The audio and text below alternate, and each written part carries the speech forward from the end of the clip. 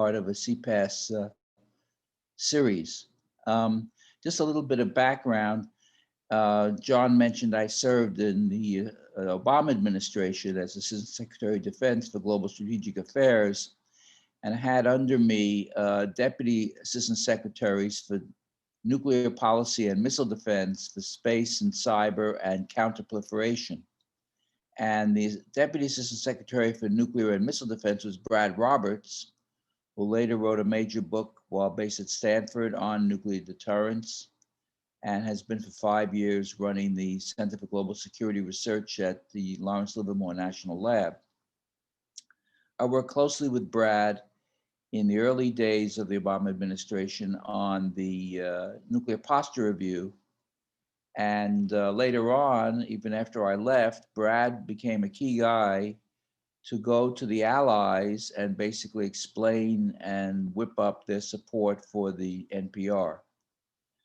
So later on, now we fast forward, I've been teaching at Berkeley a course on nuclear security for about 10 years with Carl Van Bibber, former chair of nuclear engineering.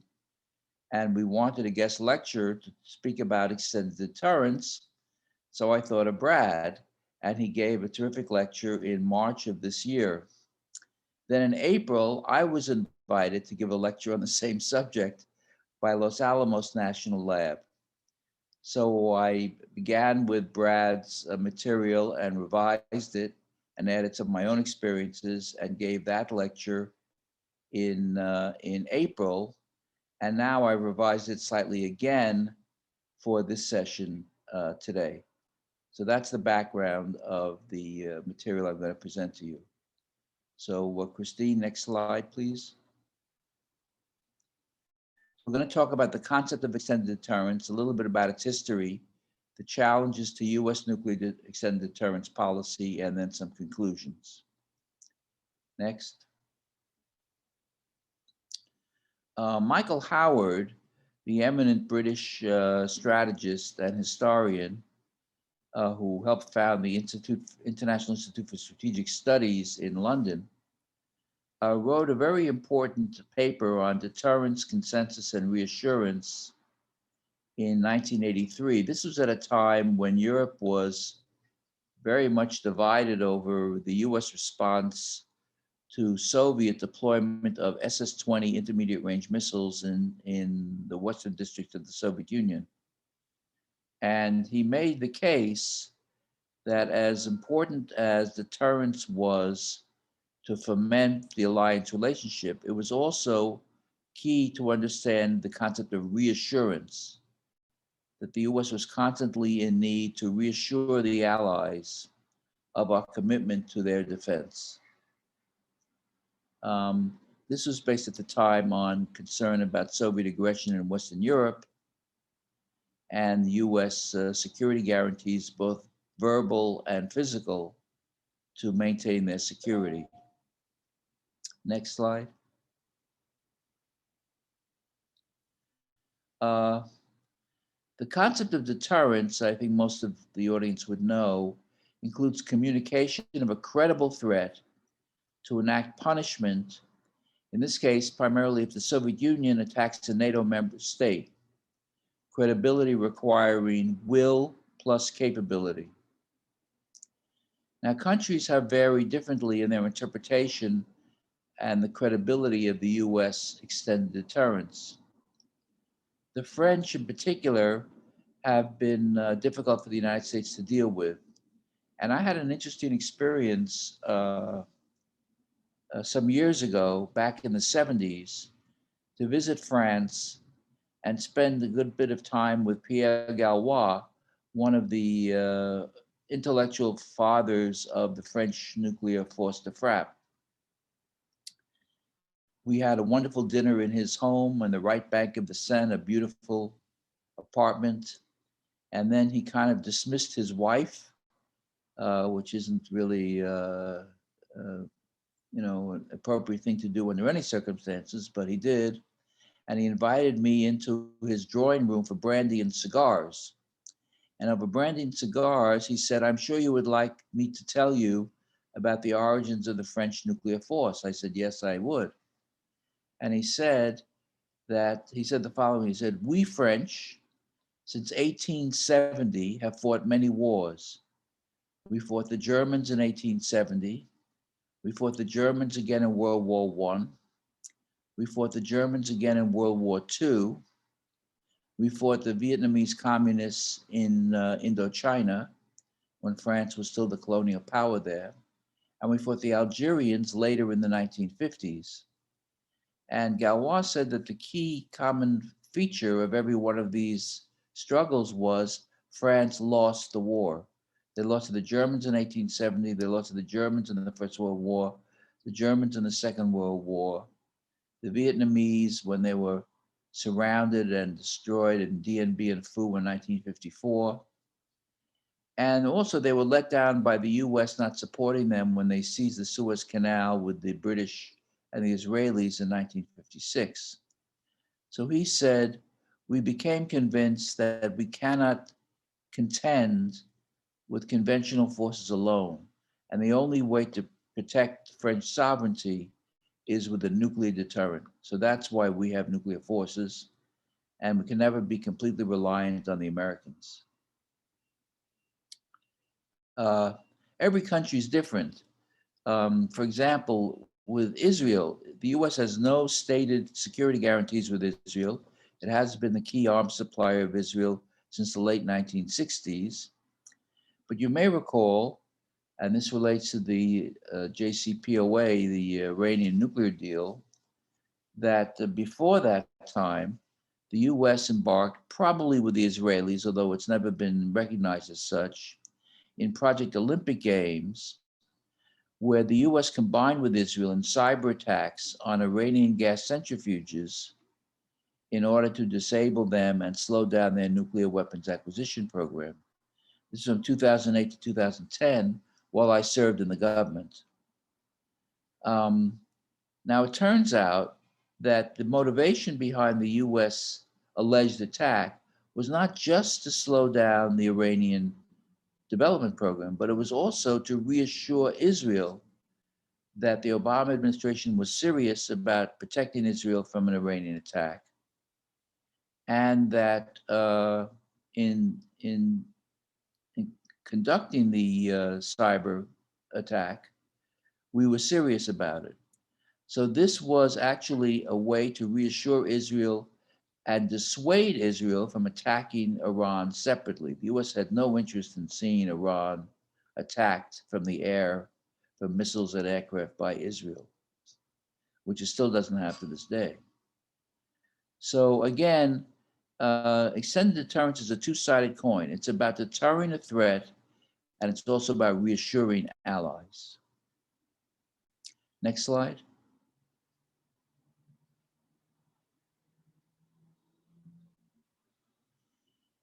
Now, we've had two basic theaters of extended deterrence operation since World War II. Support for NATO members, which began in the late 1940s because of their inherent economic weakness, their political disunity, and their inability to cope with Soviet threats. And in East Asia, Japan, South Korea, and Australia. Of course, we fought in the Korean War against North Korean forces and Chinese forces. And we signed very significant bilateral security treaties with South Korea and Japan after the Korean War. And we maintained forces to this day in those countries. And we have a security guarantee with Australia. We had it with New Zealand too, but New Zealand objected to use of nuclear weapons in their territory. So New Zealand dropped out. We now, it seems, have four major adversaries: Russia, China, North Korea, and Iran. And we're seeking to deter attacks by any of those countries against US allies, but also at the same time reassuring those allies that we are a credible ally of our own to support them. Next slide. So there, the purposes of extended deterrence are assurance and deterrence. We want to negate the adversaries' coercion against US allies. So we have multiple functions. And of course, life's gotten even more complicated in the most immediate period when the former East European allies of the Soviet Union, the Warsaw Pact countries, Poland, Hungary, Czech Republic, you see them there, Bulgaria, Romania, all became NATO members, which has been a thorn in the side of Putin for the longest time. Next slide.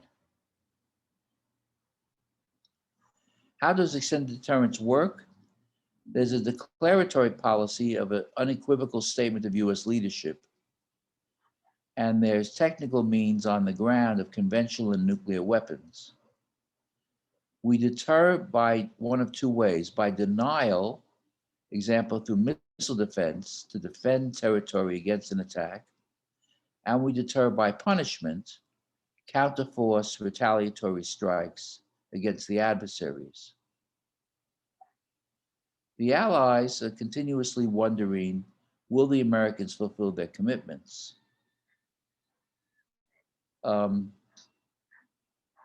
We had the central idea of deterring the Soviet Union and Europe throughout the Cold War, but credibility problems continue to arise, and the role of US nuclear weapons in maintaining that credibility also have continued to arise. Next.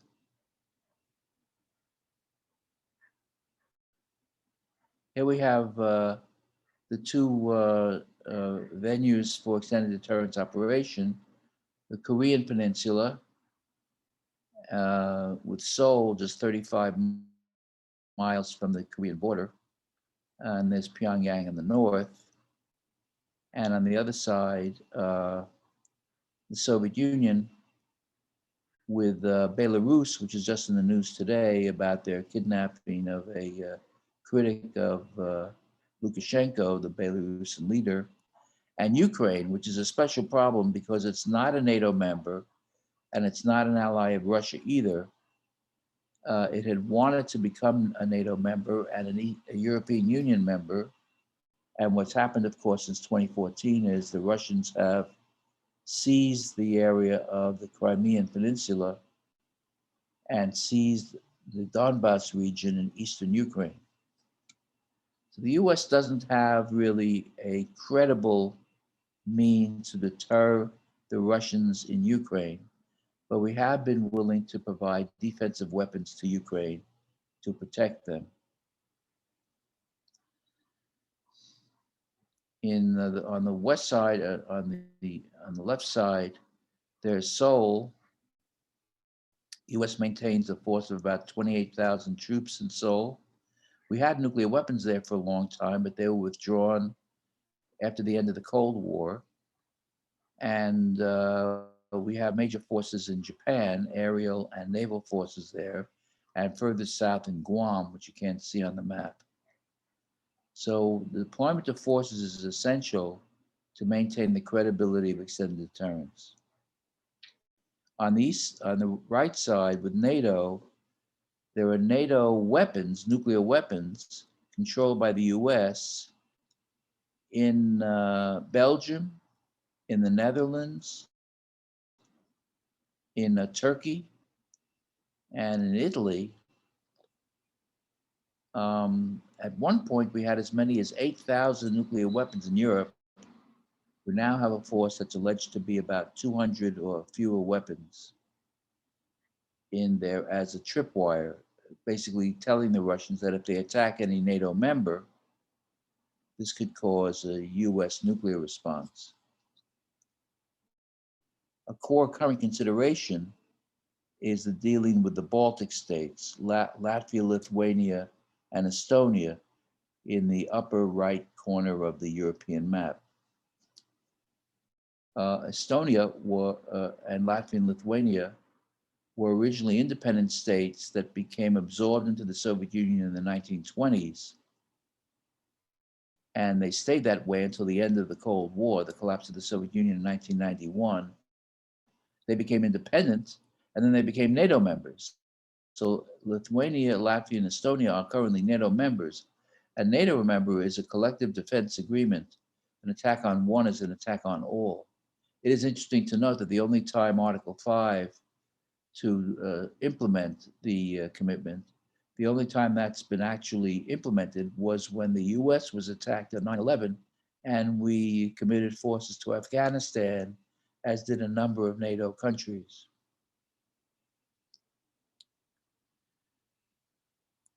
Next slide.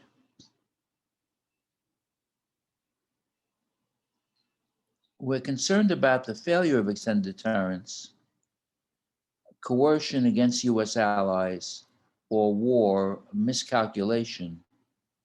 We're concerned it wouldn't be a localized event and it could cascade to other regions. I should also add another important element is that last line on the bottom of this slide. Besides the deterrence of an attack against the allies, and besides the reassurance of our allies, this has also served our non-proliferation strategy. We don't want any of our allies to acquire their own independent nuclear weapons. Already the British and the French have had long-standing capabilities, but we don't want others to do that. We don't want the South Koreans or the Japanese. We don't want Taiwan. We don't want any other European states like Germany to acquire nuclear weapons. We maintain a somewhat hypocritical policy of keeping nuclear weapons out of the hands of all but the established nuclear weapon states. So there's a third key element of extended deterrence here to serve the non-proliferation strategy of the United States. Okay, next slide. The Cold War, we had the extension of the US nuclear umbrella. We had our own offensive weapons. We had defensive systems. Although we did have the ABM treaty that limited defensive systems to very modest numbers. After the Cold War ended in 1991, then President George H.W. Bush presided over presidential nuclear initiatives in which US nuclear weapons were withdrawn in Asia and destroyed. And the first NPR was actually produced in 1994 under Bill Clinton, in which the extended deterrence was first mentioned twice in that nuclear posture review. Next slide.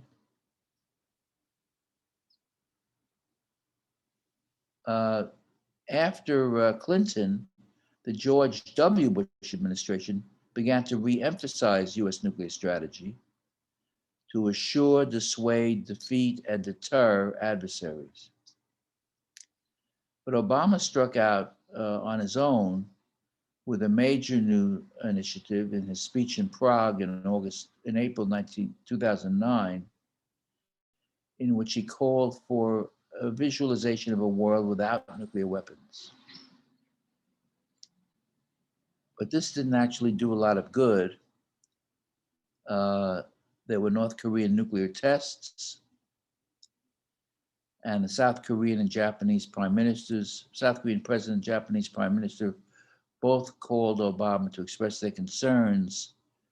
Was Obama's speech about a world without nuclear weapons undercutting the credibility of US security guarantees and US extended deterrence to its allies? This was an unintended consequence of President Obama's remarks. Next slide.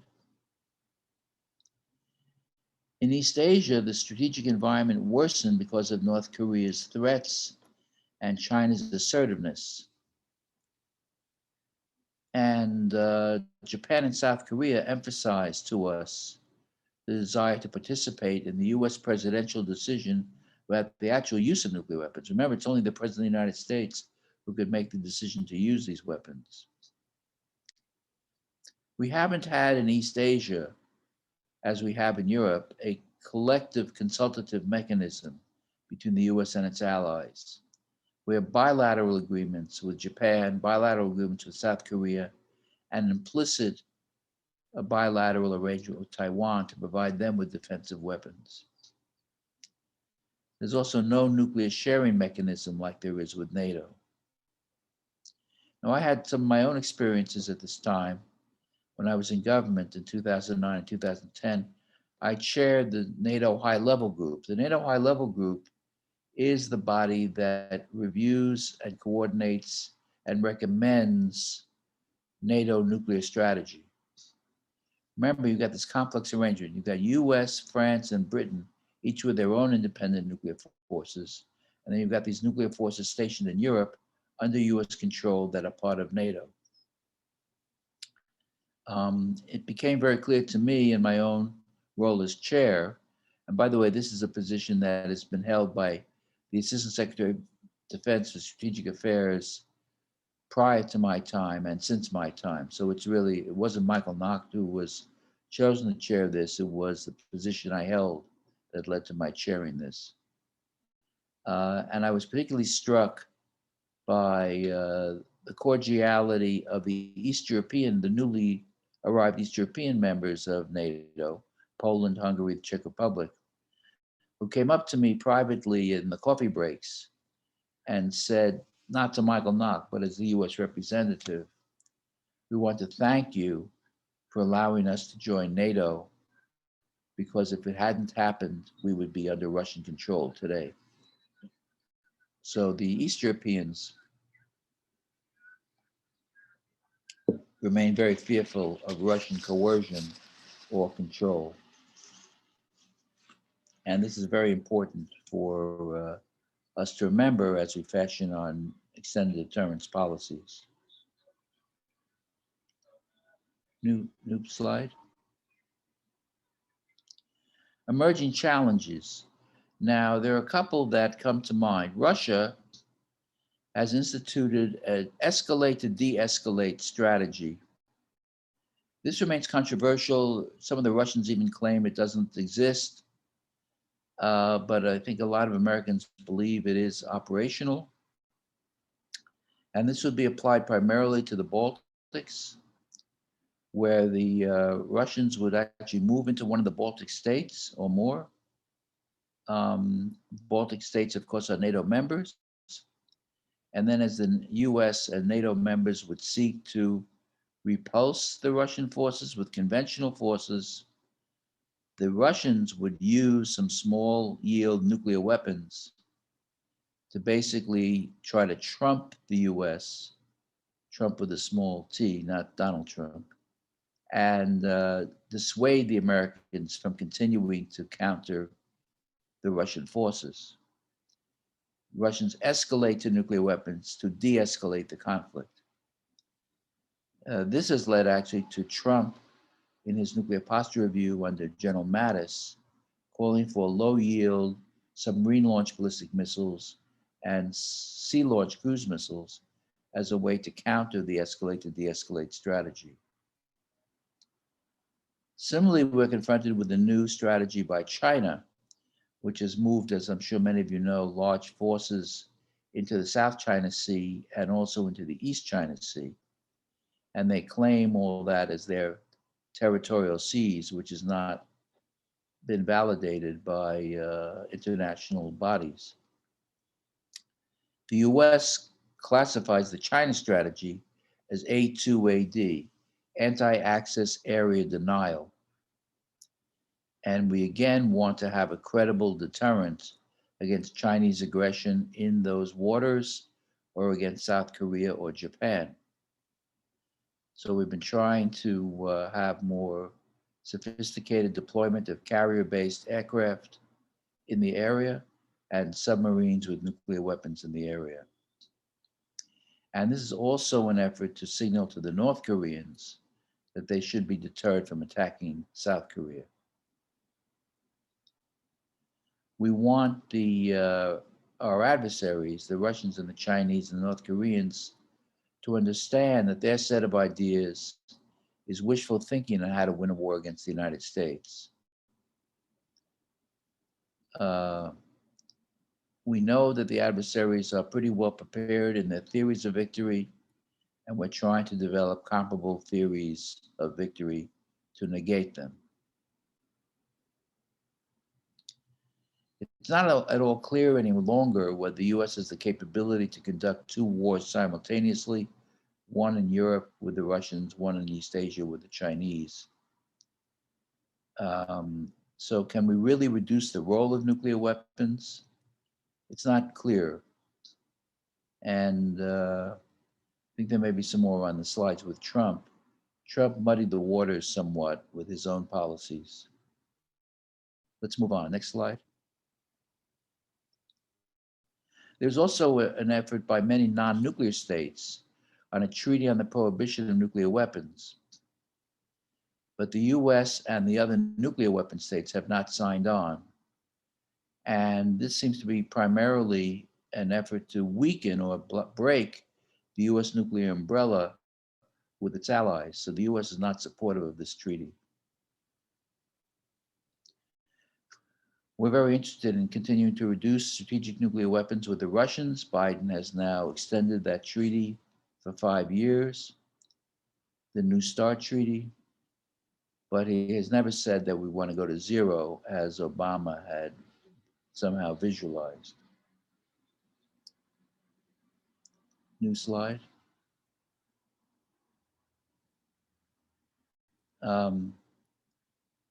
There are rising demands of a number of countries about nuclear deterrence. We had the presidential nuclear initiatives. We retired the Tomahawk missiles, which made good sense in the 1990s. But then with North Korea's nuclear weapons and the Allies anxious about the credibility of US nuclear deterrence, so we don't have the nuclear sharing arrangement in Northeast Asia that we do in Europe. Things were further complicated by Trump's policy of pressuring South Korea to increase defense burden sharing. And it may well be, it's hard to know, this is conjecture, it may well be that Trump, if he had been reelected in 2020, that he would have withdrawn US forces from South Korea, as well as from parts or all of NATO. There is antagonism in the US about the uneven burden sharing between our allies and ourselves, but Biden has not made an issue of that. We just don't want the adversaries to miscalculate that we would not follow up with force if they were to attack our allies. Next slide. So we see substantial challenges to the US nuclear deterrence, extended deterrence. We need to improve our credibility constantly, and we need the role of the allies to do more. So, I mean, one example just recently of how we improved our credibility, I think, was just last week when President Moon of South Korea visited the White House and met with President Biden.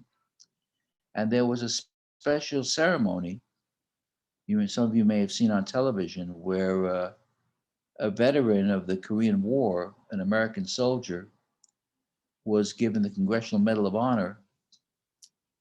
And for the very first time, President Biden invited a foreign leader, President Moon of South Korea, to attend that session and to speak at that session. And you could just feel the warmth in the room between President Moon and President Biden, and the coordination between South Korea and the United States. This was hugely helpful to repair some of the different frictions that had resulted under Trump when Trump kept harping about the need for South Korea to spend more on defense. And remember, the Trump administration and President Trump himself had also done a lot to irritate the NATO allies. He had had various run-ins with the British Prime Minister, less with Boris Johnson than with his predecessor, with the French president, and with German Chancellor Merkel, who we clashed with quite a bit. So I think the net effect of Trump's actions, whether they were intended or not, was to fray and to weaken the U.S. credibility of extended deterrence with our NATO and to some degree with our East Asian allies. And Biden is committed to restoring that credibility. There's a mixture of diplomacy, public diplomacy, military force deployments. Trump, for example, also had abruptly canceled a major South Korean U.S. Military exercise, which was always at the cornerstone of the U.S.-South Korean defense cooperation.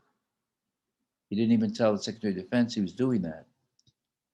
All those actions by Trump undermine the credibility of U.S. credibility with its allies. And Biden is very astute and very cautious about trying to rebuild that. We want also to make sure that the allies keep up their end of the bargain, that they increase their spending on defense, that they maintain readiness of their forces, and that they remain good allies of the United States. So that's where we are. And it's an ongoing, this is not a problem with a solution. This is a condition that's ongoing for decades, for more than 50, 60 years, and it will continue to be something you have to work on to be credible.